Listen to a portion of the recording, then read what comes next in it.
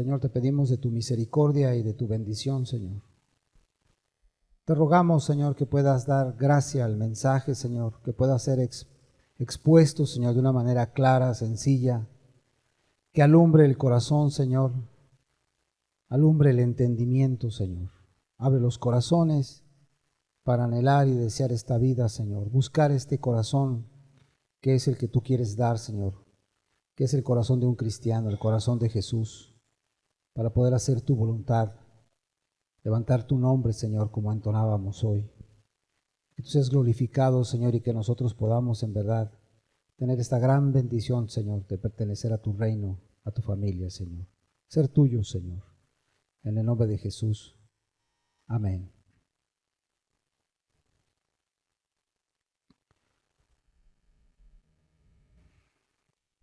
El título del mensaje le he puesto Aprendiendo del corazón de Cristo. Es la segunda parte, o número 2. Aprendiendo del corazón de Cristo, número 2, y vamos a hablar acerca de las bienaventuranzas. Hemos estado estudiando acerca de Jesús, su conducta, su corazón, su manera de ser. Y es algo que debemos de aprender de Él, porque finalmente ese es el camino, la vida que Él trajo, para que nosotros en verdad podamos tener la esperanza real de ir al cielo, de estar con Él en el día postrero, en el día final. Y vamos a explicar hoy acerca de las bienaventuranzas. Las bienaventuranzas vienen en el Sermón del Monte, es lo que se conoce como el Sermón del Monte.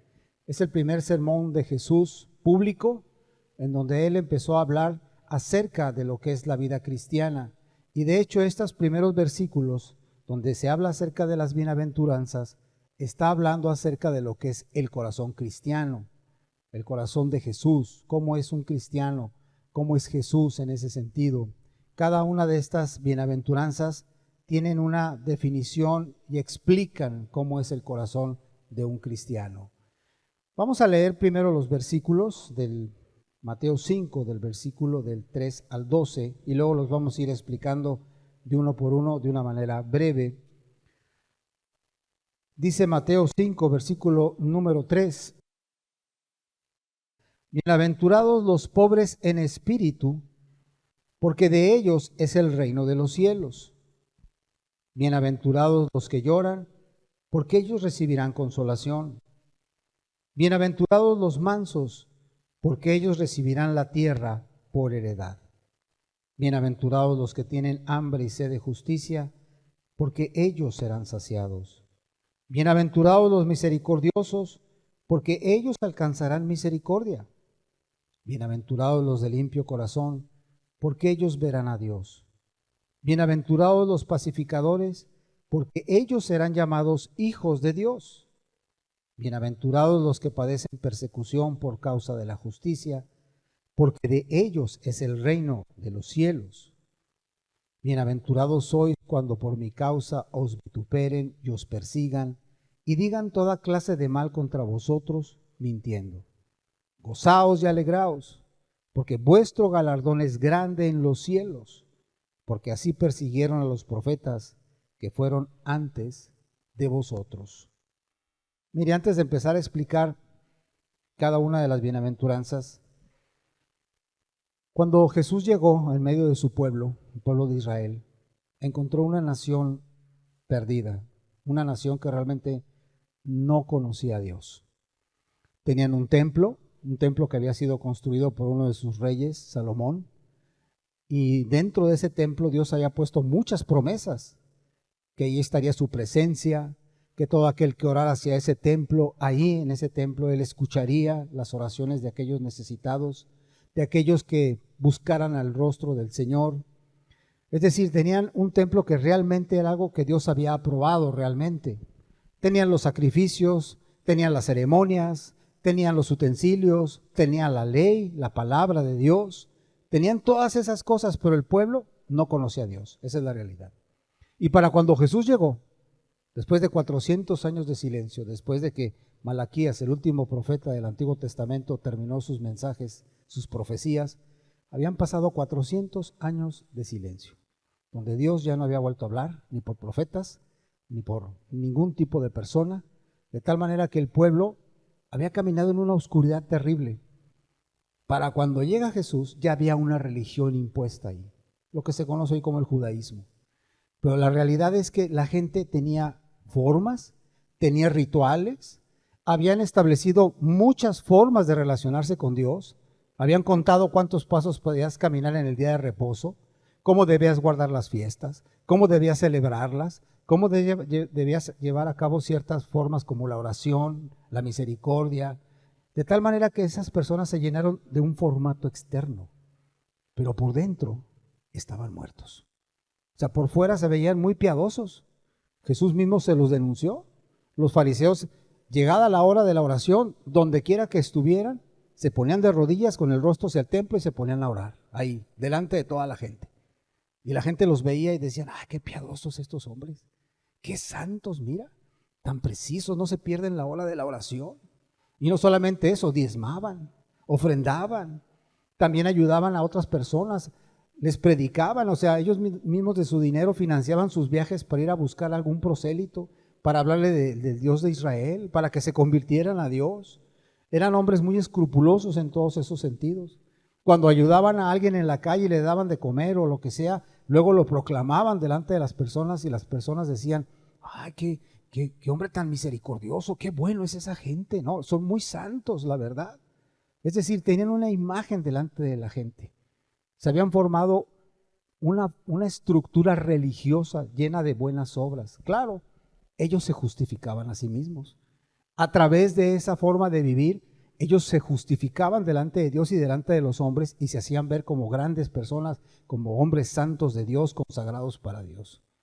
Cuando Jesús llegó ahí, destruyó por completo eso. Los hizo pedazos, les hizo ver que eso que vivían y le hizo ver a la gente que ese testimonio, que ese estándar que esa gente tenía, no era el estándar de Dios. Que en la realidad esa gente estaba perdida, que para ellos parecía algo sublime, pero para Dios era una abominación, era una religión muerta, llena de obras, llena de justificación, pero en sus corazones no había el amor de Dios. En sus corazones no conocían a Dios realmente, no había una piedad verdadera, era falso todo eso que había. Por eso Jesús llegó y destruyó todo eso y empezó a establecer algo. La vida cristiana, la vida que a Dios agrada, empieza desde adentro. Empieza dentro del corazón, no por fuera. No es porque tú veas que la gente hace muchas cosas y muchas obras, es que tú creas que está bien. No porque creas que canta muy bonito, que tiene una gran alabanza. No. Las personas pueden incluso estar predicando, pueden estar haciendo obras para Dios y su corazón estar muerto delante de Dios y no tener la vida que Dios quiere. Desde ese momento llegó Jesús y destruyó todo eso, derribó todo eso y empezó a establecer el verdadero estándar. Y siempre, ahorita que leamos las bienaventuranzas, nos vamos a dar cuenta de que Jesús no habló de obras, siempre habló de una actitud del corazón, siempre habló de cómo debe ser una persona por dentro, de sus intenciones, de realmente del amor que tenía hacia la gente, el amor genuino hacia Dios y hacia las personas. Claro, después, cuando tienes ese corazón, las obras vienen por sí solas, pero no vienen con el propósito de vanagloriar a la persona o hacerla ver muy santa, sino que realmente se levanta el nombre de Dios, se glorifica a Dios, porque esa obra que la persona está haciendo viene de un corazón que Dios ha transformado. Entonces, para empezar, Jesús derribó esa situación. Y de hecho hoy existe mucho eso entre nosotros, entre las religiones. Las religiones siempre te llaman a hacer cosas, a guardar días, a llevar ceremonias, a guardar las tradiciones. Pero la realidad es que el único que realmente te puede meter al cielo es Jesús. Y solamente por medio de su sacrificio es que nosotros podremos entrar al cielo en aquel día. De tal manera de que realmente ante esa circunstancia, todos los seres humanos estamos impedidos y descalificados para ganarnos el cielo. Nadie lo podemos ganar por nuestras propias fuerzas, por nuestra propia sabiduría. Todos tenemos que humillarnos y volvernos a Cristo e invocarlo como nuestro Salvador, como nuestro Señor, para que nos dé la oportunidad de poder entrar al cielo. Solamente el cristianismo te da eso, te ofrece eso.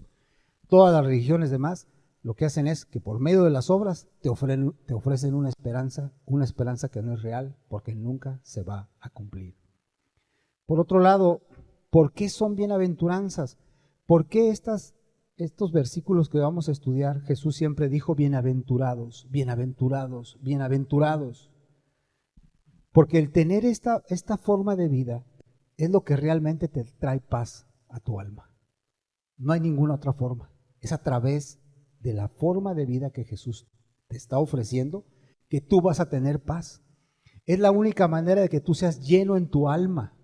Es la única manera de que tú tengas una estabilidad emocional, que realmente tengas sabiduría. Es la única manera donde tú realmente vas a tener una comunión real y verdadera con Dios. Es la única manera. Por eso se le llama bienaventuranzas. Trae descanso, trae esperanza y trae una esperanza real de vida eterna.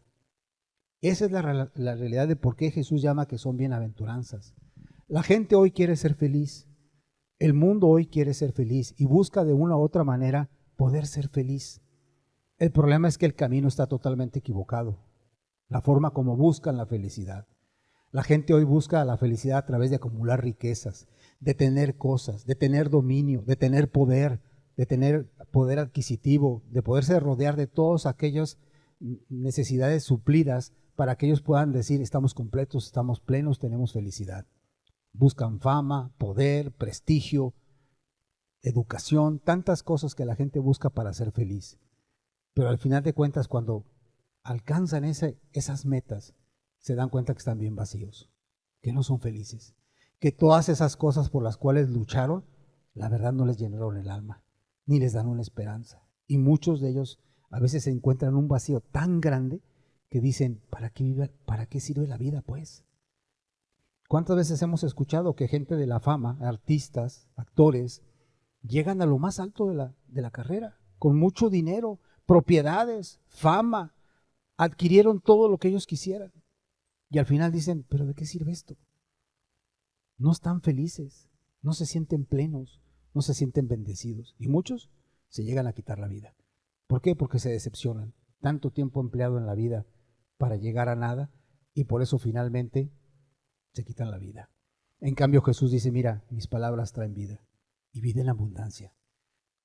La felicidad que Dios ofrece no es a través de que tú obtengas cosas. Más bienaventurado es dar que recibir.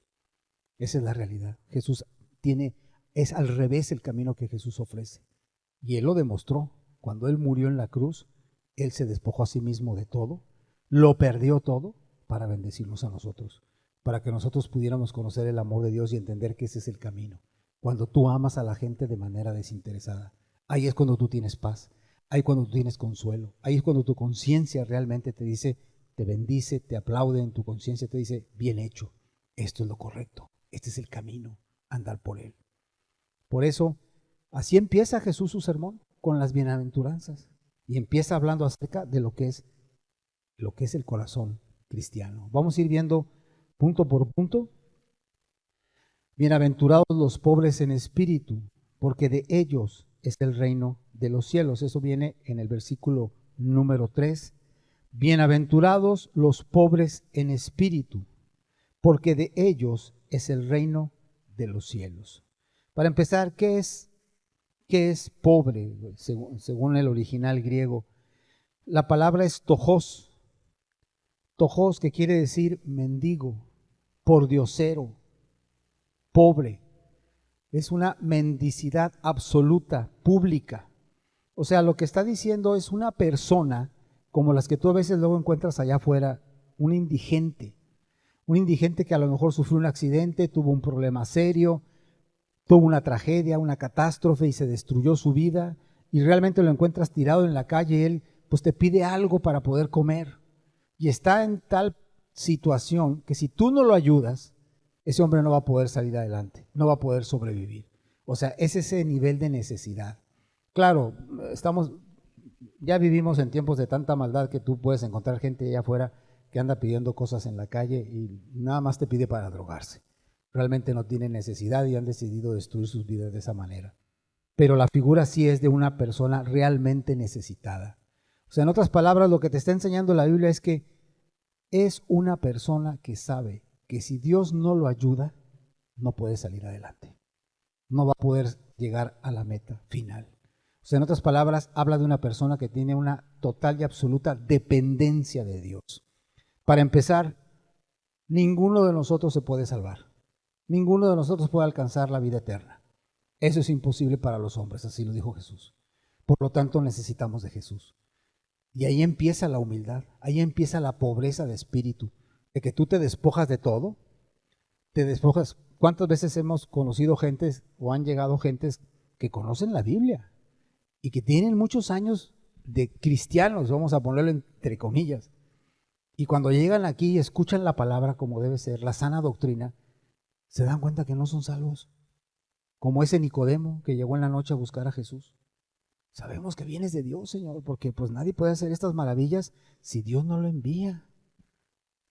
Sí, Nicodemo, pero pues, la verdad es que tú no sabes nada. Si no naces de nuevo, no puedes ver el reino de los cielos. Pero ¿cómo? O sea, ¿cómo nacer de nuevo? O sea, volver a entrar en el vientre de nuestra madre, ¿cómo? No entiendo. Eres maestro en Israel y no sabes estas cosas. O sea, ¿cuánta gente luego se da cuenta de que todo lo que tiene no sirve de nada? Se dan cuenta de que realmente no están caminando, no son cristianos. Y han vivido mucho tiempo leyendo la Biblia y haciendo obras y haciendo tantas cosas, pero nunca han conocido a Cristo. Y sobre todo no tienen esta pobreza de espíritu. Al contrario, se jactan de que saben la Biblia, se jactan de que nacieron de cuna evangélica, se jactan de que oran, pueden orar hasta 5 horas y decir, es que yo oro 5 horas, hermano. Desde la mañana me levanto a las 5 de la mañana y estoy orando, y un día se dan cuenta que sus oraciones jamás han sido escuchadas. ¿Por qué? Porque hay pecado en sus corazones, porque no hay pobreza de espíritu, porque al contrario se apoyan en sus justicias y dependen de ellos mismos. La pobreza de espíritu te hace depender de Dios de tal manera que para todo lo que hagas necesitas a Dios. La persona lo entiende y lo comprende. Y es una persona que si no tiene primero una buena comunión con Dios diariamente, la realidad es que no tiene esa bendición de parte de Dios. Se siente inseguro porque siente que no tiene la presencia de Dios. Una persona que es pobre en espíritu es alguien que depende total y absolutamente de Dios. Esas personas, dice Jesús, de ellos es el reino de los cielos. Qué bendición es que tú puedas tener comunión con Dios, que tú oras y sientes la presencia de Dios, que tú oras y ves que tu oración es contestada. A veces tarda tiempo, a veces son breves los lapsos, a veces es inmediata, a veces se tarda mucho, a veces hay que pelear en oración, pero tú entiendes que Dios de una u otra manera te contesta y está contigo y te bendice, porque eres pobre de espíritu. Es como un niño, como esos niños que luego vemos, tantos niños, ¿verdad?, que te piden que les abroches las agujetas, ¿verdad?, porque no pueden abrocharse la agujeta. Y luego lloran porque están batallando y te piden que les abroches la agujeta y vas y con toda ternura se las abrochas y se van bien contentos, te dan un abrazo y se van. ¿Por qué? Porque son tan necesitados, dependen de ti. Finalmente eso es una pobreza de espíritu, alguien que sabe la necesidad de estar en la presencia de Dios y que sin Dios nada puede hacer. De ellos es el reino de los cielos. Ahora, sí quiero nada más hacer un paréntesis. Quiero explicar nada más un punto. Esto no implica que le dejemos todo a Dios. Nosotros tenemos responsabilidades y en base a nuestra capacidad, o los dones o talentos que podemos tener, tenemos que ponerlos delante de Dios y Dios bendice. Como por ejemplo, un ejemplo tan sencillo. Bueno, pues si yo dependo de Dios para todo, pues yo mejor ya ni predico. No, tú tienes que ir a predicar porque hay un mandamiento. Ve y predica. Y evidentemente si quieres predicar, pues primero tienes que estudiar la palabra. Y necesitas para que el Espíritu te revele la palabra y te enseñe lo que dice su palabra. Y ahí tú aprendes la palabra porque Dios te la está revelando. Y luego vas a predicarle a la gente. Y tú les vas a hablar de la palabra. Y Dios te va a decir qué palabra es la que necesita la gente. Porque tú no tienes el conocimiento para saber qué hay en el corazón de la gente, pero Dios sí sabe. Y cuando les hablas a la gente, Dios es el que le va a hablar a los corazones. Tú no tienes la capacidad de cambiar un corazón, pero Dios sí la tiene. Si no tienes a Dios, tú podrás hablar muchas cosas y la gente no te va a hacer caso, no te va a escuchar, porque no tienes el poder para transformar una vida. No tienes el poder ni siquiera tú para vencer tu pecado. Si no es por la ayuda del Espíritu y el poder del Espíritu, no dejas tu pecado, no puedes cambiar. No te puedes cambiar a ti mismo, podrás cambiar a otro. Pues de ninguna manera. Ahí es donde tú el pobre de espíritu sabe, Señor, dame estas almas. Tú dámelas porque yo no puedo alcanzarlas. Y dame la palabra para que ellos puedan entender y te puedan conocer. Tu deber y tu responsabilidad es estudiar la palabra y llenarte de su espíritu. Y entonces Dios te bendecirá y te ayudará. Pero tú tienes que ir a predicar. Tú tienes que vencer tus miedos, tú tienes que vencer tus temores y tienes que aprender y estudiar la palabra. Así es como funciona. Un pobre de espíritu sabe que si Dios no le ayuda, no va a lograr nada. Pero el que es pobre de espíritu se prepara, busca la presencia de Dios, busca la revelación de Dios y busca a las personas. Incluso así se dice, Señor, dame a alguien. Entre tanta gente que no quiere tu palabra, debe haber alguien que anhela tu palabra, dámelo, dime quién. Y yo voy y le predico. Y Dios te dice a tal persona. Y así es como funcionan las cosas. Me acuerdo de la historia de un predicador que predicaba la palabra en Rusia en aquellos años de la Guerra Fría, allá por los 60, los 70, los 80, donde ser cristiano en Rusia te costaba la vida, te encarcelaban y te mataban. Y entonces este predicador le decía a Dios, dame a alguien para predicarle, Señor, dime a quién me acerco para predicarle, que conozca tu palabra y sea salvo. Y entonces había un coronel en una esquina, un coronel del ejército, y le dijo Dios, ve y predícale a ese. ¿A ese coronel? Sí, a ese, ve y predícale. Pues el predicador fue, dijo, bueno, pues te estoy pidiendo una persona, me estás diciendo que él, pues él voy. Y ya llegó y le dijo, oiga, yo quiero predicarle de Jesús. ¿Tú eres cristiano? Sí, sí soy cristiano. Yo también. Ay, no, y que gracias a Dios. Y ya se puso a predicar y se le abrió una puerta más grande. Y yo conozco a más gente que le puedes predicar. Vente. O sea, cómo Dios abre puertas, cómo Dios conoce el camino, cómo Dios hace las cosas. El pobre de espíritu es el que realmente depende de Dios. El que sabe que si Dios no le ayuda, no puede hacer nada. Y así empieza el corazón de Cristo. Si vemos a Jesús en los ejemplos, en los evangelios, Él siempre oraba a su Padre. Oraba para pedir dirección, para pedir gracia, para pedir poder.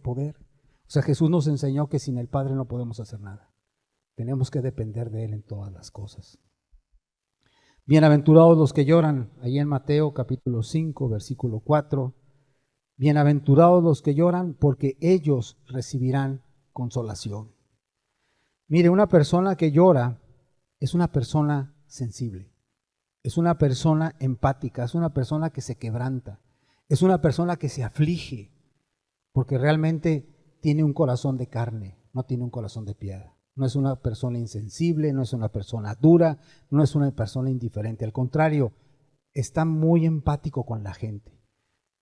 Y cuando llora no porque no tiene dinero, o porque no tiene un carro nuevo, o porque no tiene una bonita casa, o porque no le ha ido bien en la vida, o porque no está sano.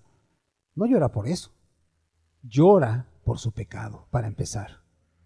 Las personas que lloran, cuando una persona está buscando a Dios, se duele de su pecado. Cuando ya entendió por el Espíritu que el pecado ofende a Dios, que es algo grave, que destruye su alma, que destruye su familia, esas personas lloran. Y empiezan a llorar porque saben que están esclavos del pecado y le suplican a Dios que los libere de esas cadenas. Por eso lloran. Lloran por las almas que se pierden. Lloran por la ofensa a Dios.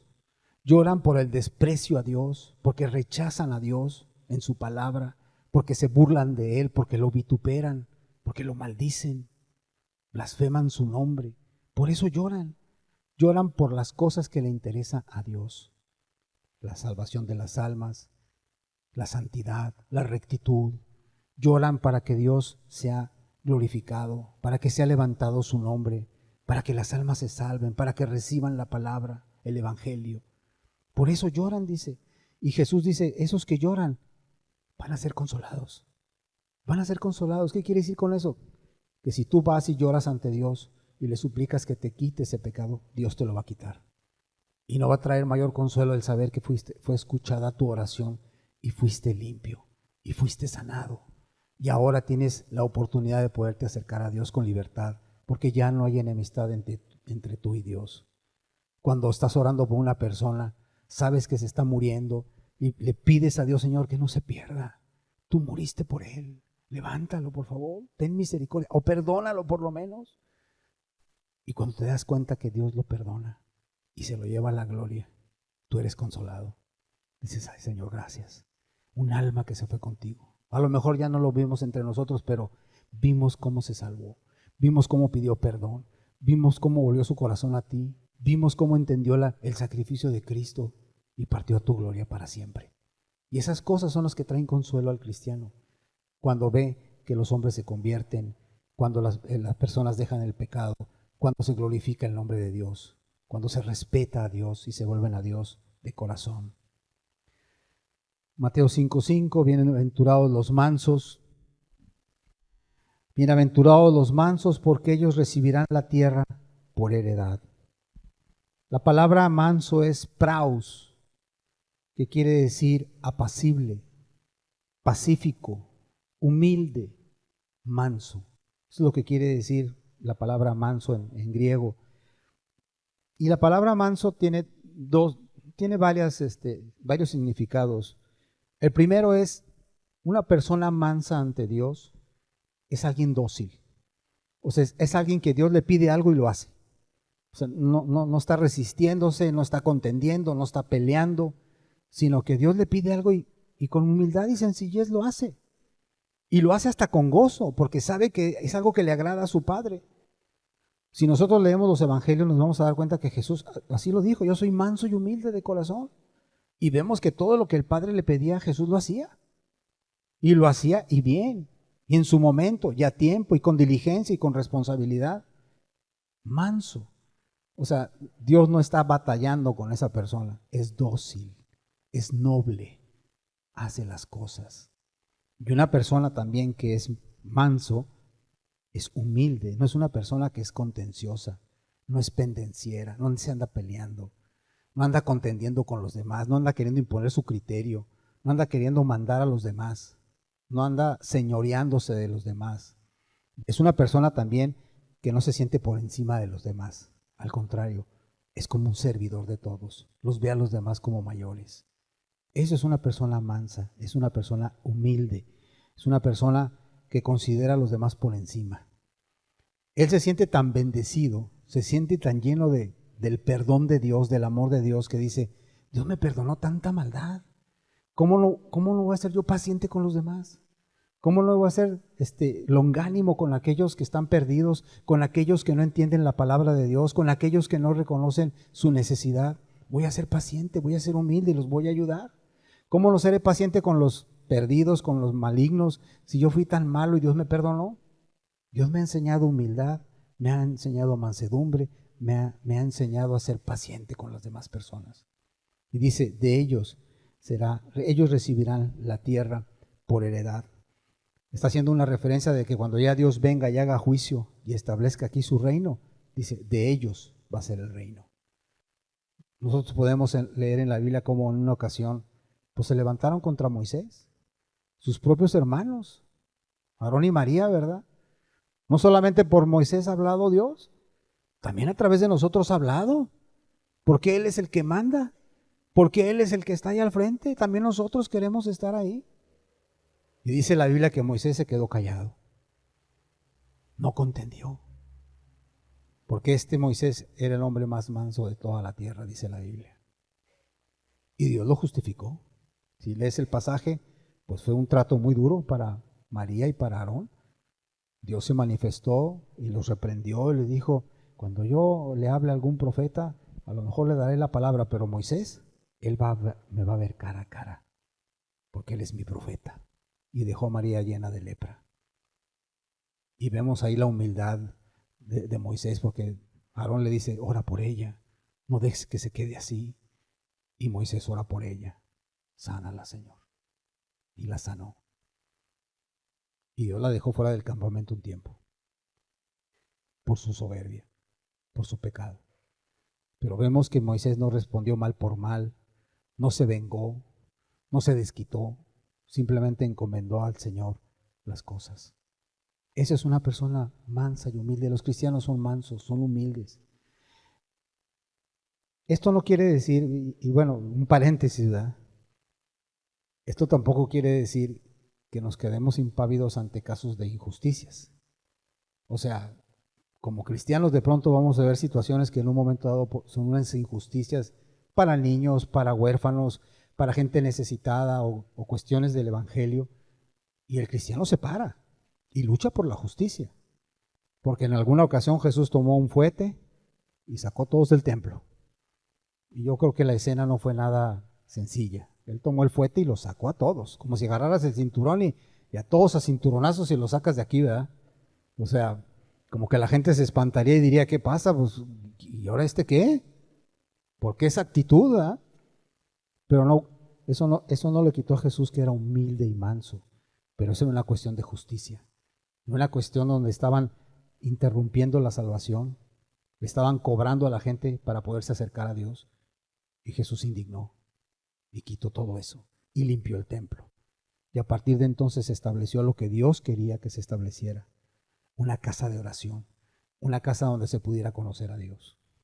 Eso no hizo a Jesús que fuera una persona peleonera, pendenciera, o que estuviera buscando revanchas o venganzas.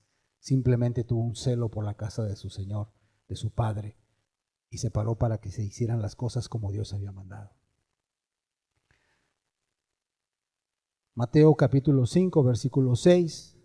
Bienaventurados los que tienen hambre y sed de justicia, porque ellos serán saciados. Cuando aquí habla de que tienen hambre y sed de justicia, no está hablando de cuando le estás pidiendo a Dios que te vengue de sus enemigos, de tus enemigos. Luego la gente piensa en eso: pues yo tengo hambre y sed de justicia porque yo quiero que se haga justicia en la tierra. No está hablando de eso. Está hablando de que tú quieres ser esa persona que viva en justicia, en santidad. Los que tienen hambre y sed de justicia, de Señor, yo soy ese pecador. Yo he estado cometiendo injusticias en la tierra. Yo he estado haciendo mal en la tierra. Ya no quiero más, Señor. Como leímos ahorita en el Salmo 51. Dame un corazón recto, Señor. Un espíritu recto. Limpia mi corazón, Señor. Yo quiero vivir una vida recta como a ti te agrada. Yo quiero vivir una vida santa, Señor, como tú quieres que se debe de vivir. Tienen esa hambre y sed de justicia, de ellos vivir la justicia y la santidad, de ellos vivir para Dios realmente, y que con su luz, con su testimonio, otros puedan ser influenciados para poderlos ganar para Cristo, para que también tengan esa vida. Bienaventurados los que tienen hambre y sed de justicia. Son personas que aman la santidad, que aman la rectitud, que desean vivir como le agrada a Dios, que se duele cuando pecan, que se duelen cuando fallan a Dios, que se sienten morir cuando le fallan a Dios realmente. Tienen un hambre y una sed porque no desean ser esclavos del pecado. Y así como tenemos hambre y tenemos sed en un sentido físico, que te sacias y luego vuelve otra vez el hambre y vuelves a saciarte y vuelve otra vez el hambre y vuelves a saciarte. Así es esto, es continuo. Continuamente la persona anhela tener esa vida de santidad y de rectitud, y que cada vez sea más y más y más y más consagrados para Cristo. Dice, ellos serán saciados. En otras palabras, Dios te va a dar esa vida que tú anhelas. Tú anhelas ser santo, ser puro, ser recto. Dios te va a dar la gracia, te va a dar el poder para que lo hagas. Y vas a poder vivir de esa manera y vas a sentirte bendecido y lleno por ese amor de Dios que te está dando esa vida, ese poder para esa vida que tú quieres. Y qué precioso es ver que Dios te libra del pecado, que te rompe las cadenas del pecado, y ahora sí tienes una libertad para amarlo y para servirlo. Mateo 5, versículo 7. Bienaventurados los misericordiosos, porque ellos alcanzarán misericordia. Bienaventurados los misericordiosos, porque ellos alcanzarán misericordia.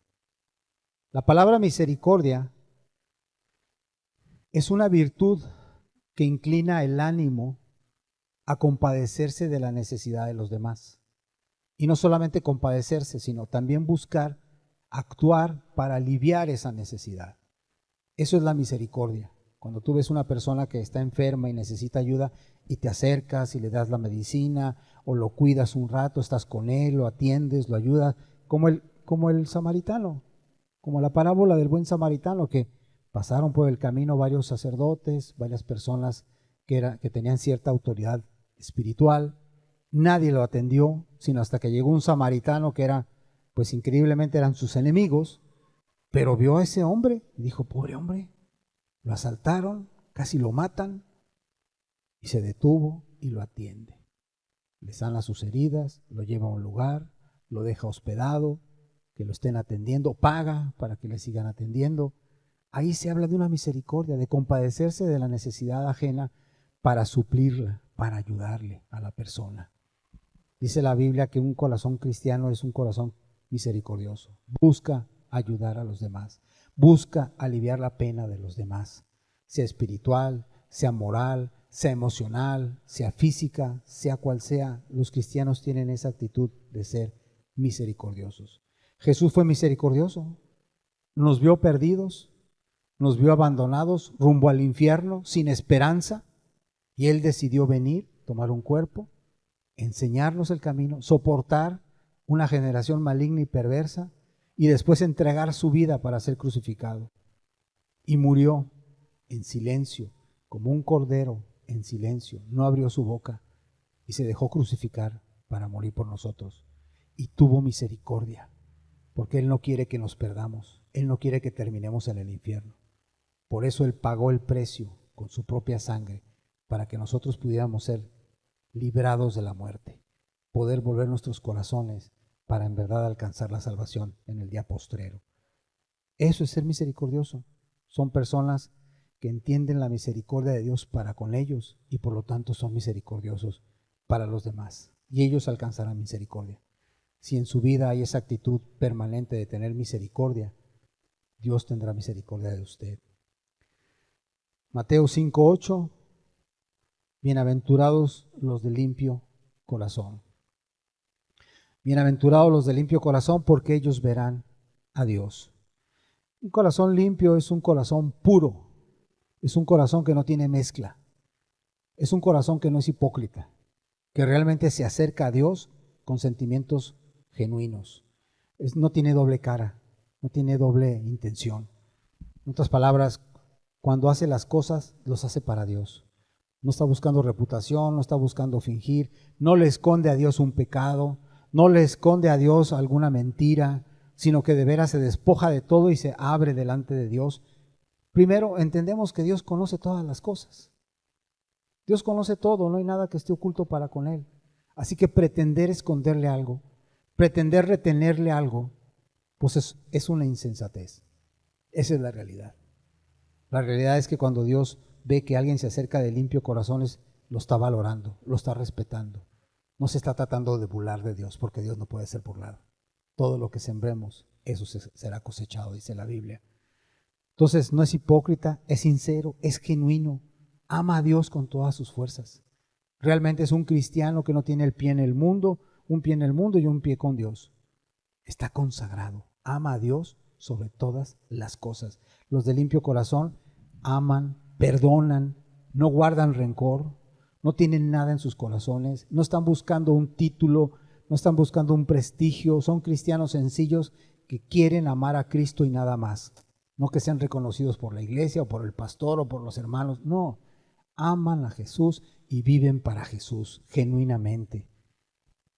Y estas personas que tienen un corazón limpio, dice, verán a Dios. Verán a Dios. Primero aquí, en esta tierra, van a tener una comunión muy preciosa con Dios. Lo van a entender, lo van a comprender, lo van a ver en sus caminos, lo van a poder discernir. Es decir, este fue Dios. Esta palabra vino de Dios. Quien me sacó de esto fue Dios, lo puedo decir claramente, porque lo pueden apreciar, lo pueden ver, porque sus corazones están limpios. Y como están limpios, Dios puede morar ahí en ese corazón limpio. Y si permanece en ese camino hasta el final, teniendo esa comunión íntima con Jesús, allá en el cielo estarán con Dios para siempre. Como dice la Escritura, verán cara a cara a Dios, morarán con Él, vivirán con Él para siempre. Los de limpio corazón. Por lo tanto, esta es una de las partes centrales de todo esto. Dios quiere limpiar el corazón de todos. Tiene el poder para limpiar el corazón. Pero para empezar usted tiene que anhelarlo, tiene que desearlo. Necesita tener esa disposición de decir, yo quiero tener ese corazón limpio, Señor. Quiero de veras conocerte a ti. Quiero que tú seas mi todo. que tú lo llenes todo en todo lo llenaste de ti. Lo acabamos de cantar. Porque Él nos amó como nadie nos ha amado. Y Él llenó nuestras almas como nadie lo ha llenado. Él lo llenó todo de Él. Cuando un cristiano se despoja de todo egoísmo, Dios viene a morar con la persona. Cuando la persona le suelta todos los pecados, los confiesa a todos y suelta todo lo que hay en esta tierra, Dios viene y mora con la persona. Un corazón limpio. Bienaventurados los pacificadores, versículo 9. Mateo 5:9 dice, bienaventurados los pacificadores, porque ellos serán llamados hijos de Dios. Y los pacificadores no son aquellas gentes que solamente están buscando hacer las paces entre otras personas. Los pacificadores son los que buscan que los hombres hagan las paces con Dios. Esos son los pacificadores. Son aquellos que constantemente están influyendo en la gente a que se arrepienta, a que dejen sus pecados, a que se vuelvan a Dios, a que quiten el camino de enemistad, que quiten lo que les está estorbando y que se vuelvan a Dios y sirvan a Dios y hagan las paces con Dios. Ese es realmente lo que es el pacificador. Claro, una persona que es cristiana también tiene paz con las demás personas en cuanto dependa de ellos, ¿verdad? O sea, un cristiano no tiene enemigos. Los enemigos son los que tienen al cristiano por enemigo. O sea, las personas son las que se levantan contra el cristiano. Pero el cristiano, en su corazón, no tiene ninguna mala intención con nadie. No busca el mal de nadie. No busca la venganza. No busca enseñorearse. No busca hacerle mal a nadie. Trata de hacer las paces. Trata de vivir en paz con todos. Claro, cuando la paz se rompe por causa del pecado, pues el cristiano no puede ceder al pecado. Esa es realidad. No puedo ser tu amigo si tú quieres seguir robando. No puedo, lo siento, no puedo seguir en tu camino. No te odio, no te voy a perseguir, no te voy a maldecir, pero yo no puedo seguir en este camino, porque yo estoy siguiendo el camino de la rectitud, de la santidad.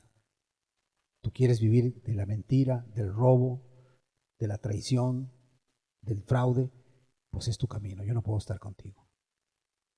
Mucha gente se levanta contra el cristiano cuando el cristiano se para, cuando el cristiano hace las cosas como Dios pide y demanda. Pero el cristiano busca que la gente se arrepienta, busca que la gente deje de ofender a Dios, busca que respeten a su Padre, que hagan las paces con Dios y predica y con su ejemplo impulsa a las personas a que vivan de esa manera. Bienaventurados los pacificadores. Y por último, bienaventurados aquellos que sufren persecución. Versículo número 10, 11 y 12. Bienaventurados los que padecen persecución por causa de la justicia, porque de ellos es el reino de los cielos. Bienaventurados sois cuando por mi causa os vituperen y os persigan, y digan toda clase de mal contra vosotros, mintiendo. Gozaos y alegraos, porque vuestro galardón es grande en los cielos, porque así persiguieron a los profetas que fueron antes de vosotros. Ser cristiano te va a llevar a esto. Tarde que temprano, todos los que quieran vivir piadosamente en Cristo Jesús padecerán persecución. Así dice la Biblia. Si alguien en verdad quiere ser cristiano, vivir con este corazón, quiere vivir amando a Dios sobre todas las cosas, el mundo lo va a perseguir. Algunos morirán, ya dependerá de Dios.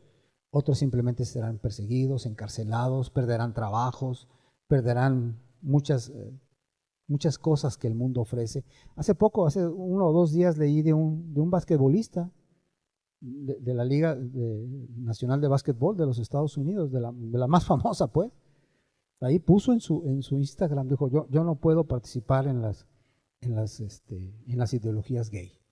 Eso es pecado y Dios los va a condenar. Yo les exhorto más bien a que dejen esa vida y le digo directamente a la Liga Nacional de Básquetbol que no incite a la gente a hacer eso porque está mal. La consecuencia lo corrieron del equipo, lo expulsaron del equipo. Son las consecuencias de pararte por la verdad y hablar las cosas como Dios manda. Y Jesús así fue. Jesús padeció estas cosas. Isaías, antes de que Jesús llegara, lo dijo bien claro, que iba a ser un varón de dolores, experimentado en quebranto. despreciado y desechado por todos, como que escondimos de él el rostro. Y así fue. El hecho de que Jesús llegara y denunciara estas cosas a ese pueblo, que denunciara su hipocresía religiosa, que denunciara a los falsos profetas, que denunciara esa religión que no era verdadera, que no llevaba a la gente a la gloria, que no los llevaba al cielo, que al contrario les cerraba las puertas, porque honraban más las tradiciones de los hombres y los principios de los hombres que la palabra de Dios. Al final eso fue lo que le costó la vida a Jesús. Lo perseguían para matarlo, lo perseguían para quitarlo de en medio. Cuando iban a preguntarle y lo tentaban con preguntas con el único propósito de ver cómo lo acusaban, Jesús respondía con una sabiduría que no podían resistir. No podían, porque él hablaba la verdad y él hablaba de parte del Espíritu, hablaba de parte de Dios. Y fue perseguido hasta que lo mataron. Jeremías, hablándole al pueblo lo que se les venía, la deportación, que iban a perder el templo, iban a ser destruidos. Y luego, peor aún, lo que le empezó a decir al ejército: los que se pasen al ejército contrario salvarán sus vidas, y los que no se van a morir. Pues imagínate, lo acusaron de traidor. Pues ¿cómo que le estás diciendo al ejército que se vayan para allá? Pues eres un traidor. Así apocas las manos del ejército, los llenas de temor y los incitas a que abandonen a nuestra patria. Pues es que es lo que pide Dios: váyanse, porque aquí están mal, han hecho malas cosas. Dios ya no está en el templo y les va a destruir el templo y va a destruir la ciudad y se va a llevar cautivo el rey por su pecado, por su maldad, porque Dios ha hablado y no le han hecho caso. Y Jeremías sufrió al grado de que llegó un momento que decía: ya no quiero hablar en tu nombre. Pura violencia, pura agresión. Pero el poder de Dios le dijo: no, habla. Había un fuego que lo impulsaba a hablar y no se detenía. Lo mismo ocurría con todos aquellos que hablaban la verdad, con los profetas. ¿Cuántos mataron en la época de Israel? Los perseguían y tenían que estar escondidos en cuevas, porque los buscaban para matarlos, porque hablaban en el nombre del Señor y denunciaban la idolatría de su pueblo. Así es, todos aquellos que buscan caminar con Cristo, que buscan tener este corazón, van a padecer por causa de la justicia. Y es increíble, porque un cristiano no busca el mal de la gente. El cristiano busca el bien, busca la paz, busca amar a las personas, es misericordioso, es benigno, es paciente, es manso. Como que te pones a preguntar: ¿cómo es posible? ¿Cómo es posible que persigan a alguien así? Dice el apóstol Pedro: mira, nadie te va a perseguir por eso, ¿eh? Porque pues qué mal le estás haciendo a la gente. Mas sin embargo, si por causa de la justicia y porque Dios así lo quiere, tienes que padecer, pues padece. Padece con gloria, padece con gozo. ¿Por qué? Porque pues eso te va a traer gloria, porque el glorioso Espíritu de Dios reposa sobre ti. Esa es una de las razones por las cuales persiguen a los cristianos. El Espíritu está sobre los cristianos, el Espíritu de Dios. Y el espíritu que existe en el mundo no es el Espíritu Santo, es el espíritu del maligno. Así que cuando tú te levantas como una luz, todo el infierno se levanta detrás de ti para perseguirte, para destruirte, porque no quieren esa luz. Y es una lucha espiritual. Así que si tú padeces por causa de la justicia, dice: de ti es el reino de los cielos. Dios está contigo hoy y estará por siempre si permaneces hasta el fin. Y gózate y alégrate, porque así persiguieron a los profetas en la antigüedad. Así fue. Estás teniendo un galardón muy grande por cuanto tú te paras por la verdad de Dios, por cuanto tú te paras por la palabra de Dios y te paras por Jesús, por cuanto no te avergüenzas de sus palabras, por cuanto no te avergüenzas de sus caminos, por cuanto no te avergüenzas de su testimonio. Y estás dispuesto a perderlo todo y confiar en Él para poder levantar su nombre. Estas son las bienaventuranzas. De una manera sencilla y breve, es el corazón de Jesús, es el corazón de un cristiano. Para vivir esto, primero usted debe estar dispuesto a anhelar y querer esta vida, estar dispuesto a arrepentirse y hacer su voluntad. Y segundo, pedirle a Jesús que le dé este corazón, porque esa es la promesa. Es una promesa del Antiguo Testamento. Yo os daré un corazón de carne. quitaré el corazón de piedra. Pondré mis leyes en sus mentes y en sus corazones las escribiré, para que andéis en todas estas cosas y las guardéis y las pongáis por obra. Y yo viviré con ustedes, porque yo les daré de mi espíritu. Esa es la promesa del antiguo pacto que se cumplió en Jesús. Él vino a establecer un nuevo pacto en la sangre de Cristo. Él murió para confirmar ese pacto. Y Dios está dispuesto a darle el corazón a quien quiera de ustedes que esté dispuesto a entrar en ese pacto. Y cuando Dios le dé ese nuevo corazón, usted va a entender que el cristianismo es la cosa más preciosa que hay. Va a vivir las cosas de manera natural. Dios lo va a impulsar a lo bueno, a lo recto, a la justicia, a la santidad, al amor. Y todo eso va a ser algo que va a llenar su alma y su espíritu y lo va a tener plenamente bendecido y con una esperanza real, genuina, de que va para el cielo. Vamos a cerrar nuestros ojos y vamos a darle gracias a Jesús.